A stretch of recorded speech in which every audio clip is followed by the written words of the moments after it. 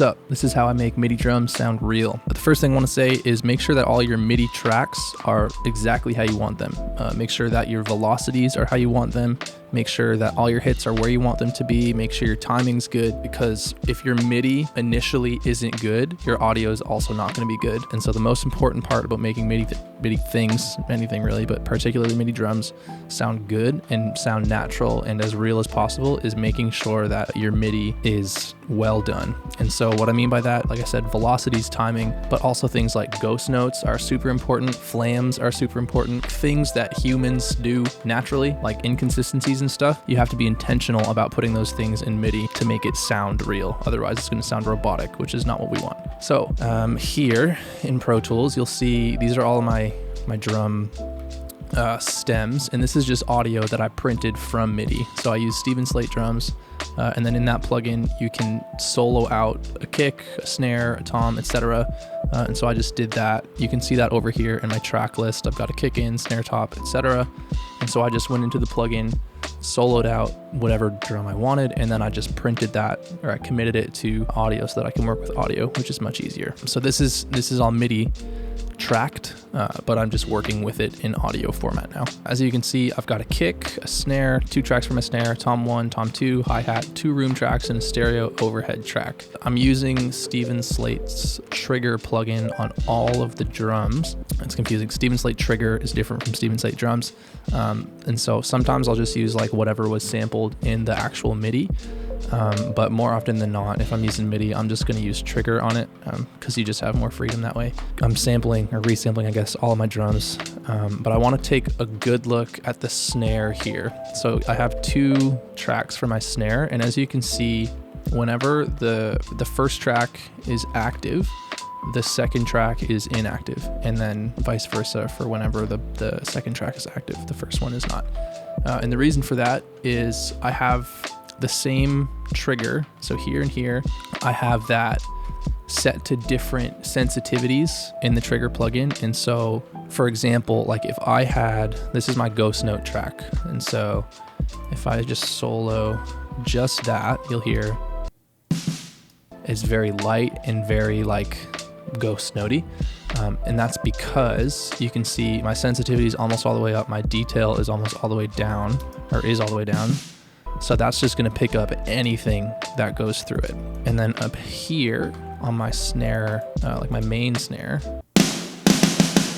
it's very, very forward, very full sounding, and my detail is much wider. Sensitivity is a little lower. And if I just had those both on all the time, it wouldn't work very well. And if I had the detail all the way down, you'd pick up too much. I also just want to mix them a little bit differently. And so the ghost note part comes into play here. So I'll just give you a little taste of what's going on.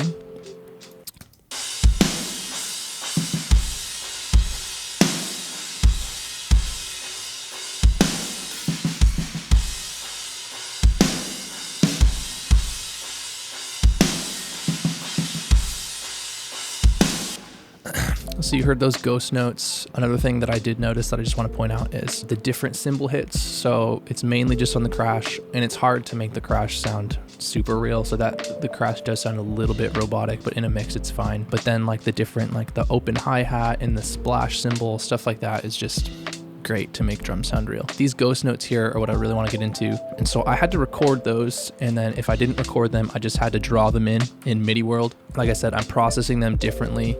So this snare is super, super sensitive. This one is kind of the opposite. And then I'm just EQing them a little bit differently because I want to get some more bottom out of the ghost notes, and then I just want to get some more punch out of the main hits. So another thing is flams. So flams is just like almost at the same time, but like a little bit delayed. So instead of this, it would be like that.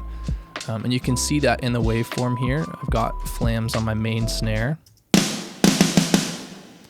So instead of like 1, 1, 2, 3, 4, it's like, you can just hear that flam, and it sounds real because that's what real drummers do. And you gotta know this stuff when you're using MIDI. MIDI drums are often really dry sounding, which is kind of the point. It gives you the freedom to, process them however you want, put whatever effects on them that you want.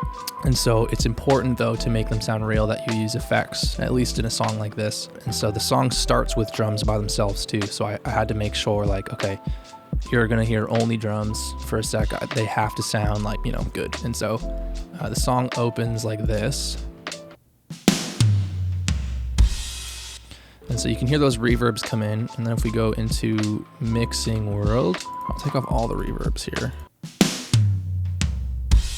You hear it just very dry, and then I've got a reverb send here on all the drums. It's just like a main kind of plate, roomy reverb.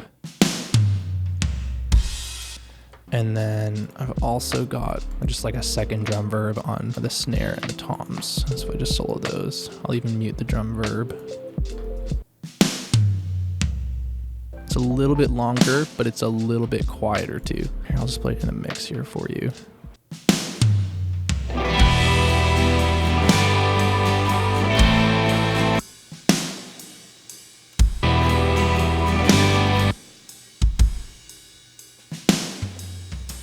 In my opinion, those drums sound pretty real. With MIDI, you can never get 100% natural sounding drums, but there are some workarounds to get closer. And ghost notes and flams and good reverbs are the three things that I've noticed work the best. If I come up with anything else, or if I see anything else, I'd be happy to share it.